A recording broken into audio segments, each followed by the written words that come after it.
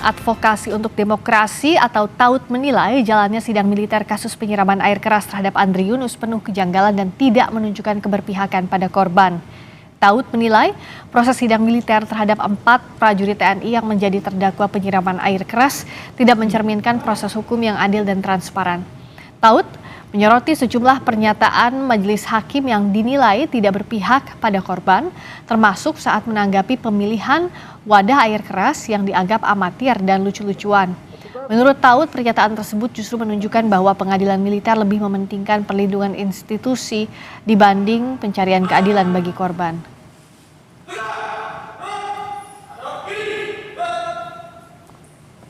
Pernyataan terkait dengan pemilihan wadah air keras yang dinilai sangat amatir, proses tindakan yang gegabah yang tidak menunjukkan bahwa ada upaya sistematis, upaya terencana dan upaya yang rapi begitu ya, dan dianggap kemudian ini sebagai bagian dari tindakan yang lucu-lucuan, menunjukkan konflik kepentingan karena proses hukum dilakukan secara internal. Atas hal tersebut, kami berpendapat bahwa tidak akan ada proses hukum yang tegas, bermartabat dan juga berkeadilan apabila logika dari majelis hakim, peradilan militer tidak mementingkan korban dan hanya tunduk pada semangat korsa untuk melindungi institusi. Mantan Kepala Badan Intelijen Strategis BAIS TNI Soleman Ponto yang dihadirkan sebagai ahli dalam persidangan di Pengadilan Militer 208 Jakarta menyatakan serangan air keras ke aktivis Kontras Andri Yunus oleh 4 prajurit Denma BAIS hanya sebuah kenakalan. Soleman menilai operasi intelijen militer adalah kegiatan yang dirancang secara sistematis, bertingkat, terukur dan berbasis pada tujuan strategis negara.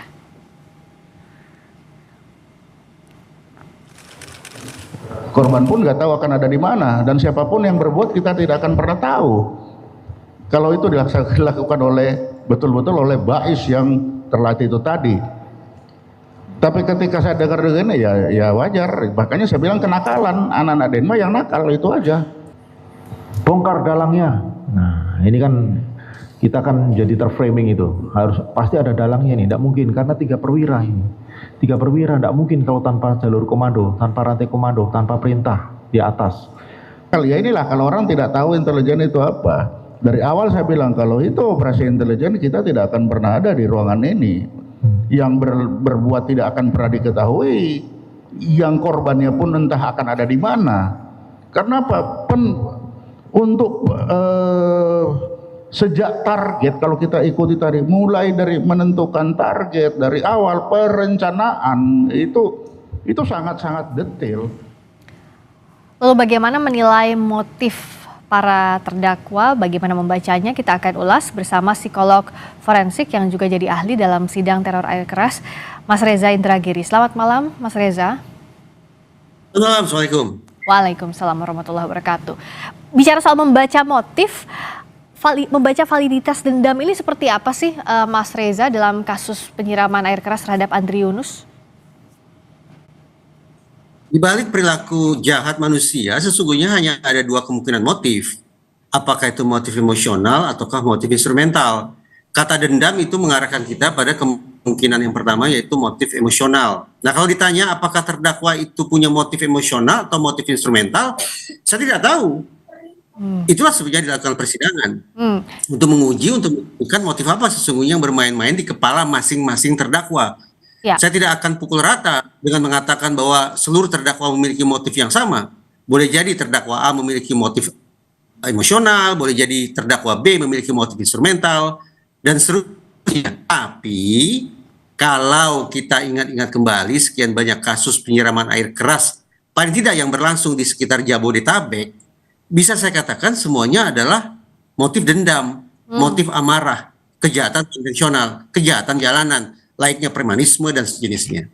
Ya, dalam pidana kan kita tahu ada banyak yang mengarah ke motif itu. Ada yang memang motif emosional tadi yang Mas Reza katakan munculnya karena memang dia yang menyuruh melakukan.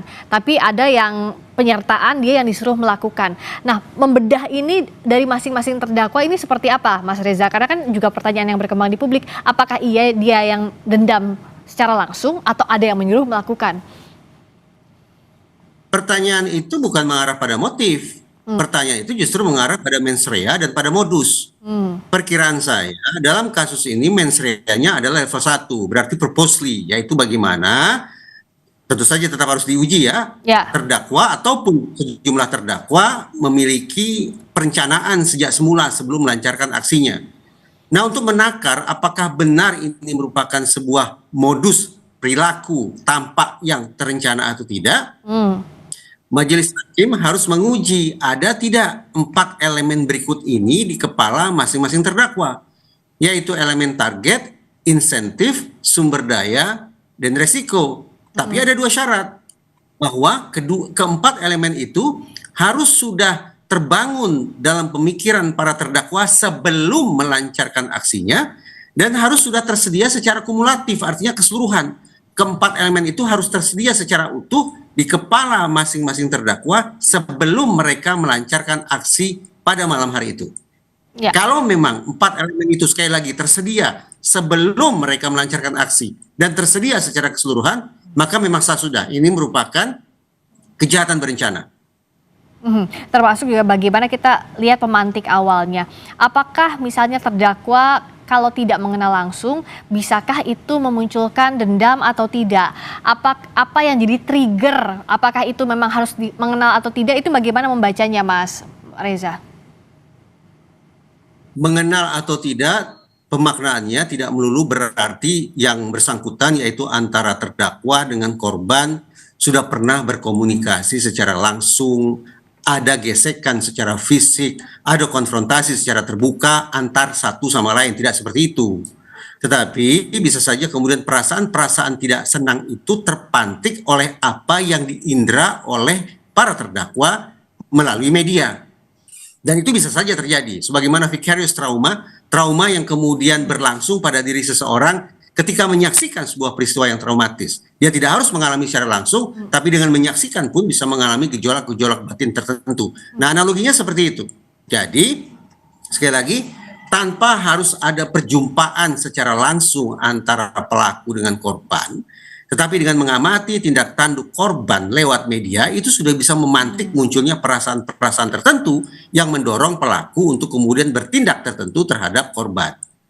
Walaupun saya katakan juga begini di persidangan, seandainya kita menyaksikan bahwa dari sekian ratus ribu prajurit TNI, kenapa 2 orang ini yang melakukan serangan terhadap Adrianus, kenapa yang lain tidak? Ya. Kalau pertanyaan itu muncul, maka saya sampaikan kepada majelis hakim bahwa sudah memang permasalahan ini sepatutnya tidak dipahami hanya dengan membingkai antara terdakwa dan korban semata, tidak.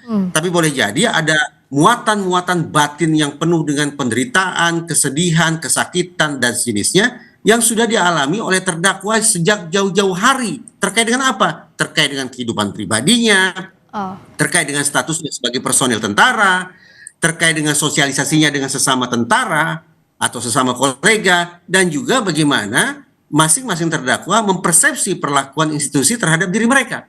Jadi apa yang kita bingkai di ruang sidang, suka tidak suka, memang tanda petik merupakan sebuah bentuk penyederhanaan, yaitu konfrontasi antara terdakwa dengan korban. Tapi saya cukup yakin sesungguhnya dari sudut pandang psikologis ada multifaktor, ada faktor majemuk yang bermain-main pada diri terdakwa, termasuk saya ulang, kehidupan pribadi mereka, kehidupan mereka sebagai personil, kehidupan sejawat, dan juga persepsi mereka tentang perlakuan organisasi. Jadi artinya bicara soal pribadi, bisa jadi konteks institusi itu adalah terkait dengan latar pribadi masing-masing terdakwa. Tidak bisa dipisahkan juga, misalnya apakah pribadi saja ataukah institusi saja, begitu ya Mas Reza? Tepat, karena kita semestinya semua bersepakat tidak ada makhluk satupun di muka bumi ini, tidak ada manusia satupun di muka bumi ini yang hidup sendirian dalam sebuah ruang vakum, dalam tabung yang tertutup rapat, tidak ada. Setiap orang tentu berinteraksi satu sama lain dengan lingkungannya. Nah, interaksi dengan lingkungan itu bisa berlangsung di rumah, di masyarakat, di kantor, dan seterusnya. Nah, sayang beribu sayang, dalam setiap persidangan pidana termasuk yang satu ini, memang kecenderungan proses pidana saya potret sebagai proses yang oversimplistis, menyederhanakan, menganggap bahwa perbuatan terdakwa dalam kasus ini adalah semata-mata karena terprovokasi oleh perilaku korban. Itu masuk akal untuk diteliti? itu relevan untuk didalami, tetapi saya sesungguhnya ingin mengatakan ada faktor majemuk, ada 4 dimensi yang sepatutnya juga ditelaah guna memahami secara lebih utuh tentang tindak tanduk masing-masing terdakwa. Dan apa pula yang nantinya membedakan apakah ini kejahatan yang muncul karena hal yang proaktif dari diri pelaku atau dia reactive action terhadap sesuatu, Mas Reza? Pertanyaan itu pula yang dalam redaksional berbeda diajukan oleh majelis hakim. Saya katakan sesungguhnya ada inventory, ada instrumen untuk mengecek apakah pelaku pidana itu memproses atau memaknai situasi, kemudian meresponnya dengan proactive thinking skill ataukah dengan reactive criminal skill. Kurang lebih semacam itu. Nah, dari narasi yang saya simak di media, saya tidak tahu bagaimana sesungguhnya proses persidangan itu berlangsung, tapi dari narasi yang saya simak di media, terdakwa ini mengaku bahwa mereka terprovokasi. Perasaan marah mereka terpantik oleh tindak tanduk korban, yaitu Andri Yunus, yang dikabarkan menggeruduk rapat tertutup pembahasan revisi Undang-Undang TNI. Dengan narasi sedemikian rupa, maka sesungguhnya ini lebih mengarah pada reactive criminal thinking skill. Bagaimana masing-masing terdakwa boleh jadi menyikapi situasi karena terlebih dahulu ada sebuah provokasi. Jadi kalau tidak ada sebuah provokasi, tidak ada peristiwa pendahuluan, mereka tidak akan menampilkan kekerasan. Inilah bentuk reactive criminal thinking skill, bukan proactive criminal thinking skill. Oke. Dengan kira kalau misalnya melihat membaca, oh ini adalah reaktif, bisakah ini akan mengarah kepada tadi, apakah ada mens reanya betul, niat untuk melakukan tindak pidana ini, termasuk juga modus dan sebagainya, tolak ukurnya apa ya Mas kalau dari sisi psikologi forensik? Nah, ini juga kemarin yang coba saya sampaikan ke persidangan. Saya tidak akan menggunakan kata meluruskan, tapi saya akan ingin mengatakan bahwa ada perbedaan cara pandang antara sarjana hukum dengan sarjana psikologi dalam memahami istilah-istilah tersebut. Motif, yaitu latar belakang mengapa seseorang melakukan tindak pidana. Tadi saya katakan ada motif emosional bersangkut paut dengan perasaan negatif, ada pula motif instrumental untuk mendapatkan manfaat tertentu. Kemudian mens rea. Mens rea tidak berbicara tentang jenis sebagaimana motif. Mens rea berbicara tentang tingkatan, yaitu tingkatan kesadaran seseorang ketika melakukan suatu perbuatan pidana. Ketika majelis hakim tanya ke saya, ini kira-kira mens rea-nya apa? Sesungguhnya saya tidak mau menjawab, karena saya tidak memeriksa para terdakwa. Tapi karena diminta untuk menjawab, maka saya katakan kalau semata-mata mengacu pada pemberitaan di media, dan saya tidak bisa mengecek validitas pemberitaan di media, perkiraan saya ini adalah mens rea tingkat 1. Ini berencana. Tinggal lagi dicek apakah ini berencana dengan tingkat sofistikasi yang tinggi, kecanggihan yang tinggi, seperti halnya kasus cebongan, ataukah ini perencanaan dengan tingkat sofistikasi yang rendah. Demikian saya katakan.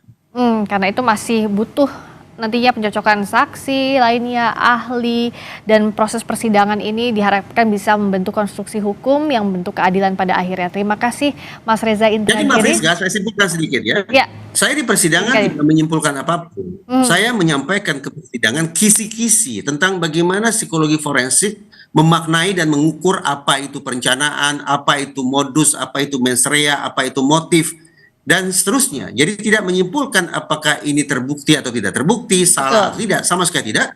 Saya menawarkan kisi-kisi dengan harapan kisi-kisi itu akan dipertimbangkan oleh majelis hakim untuk digunakan nantinya pada saat memeriksa para terdakwa dan membuat putusan tentang nasib mereka.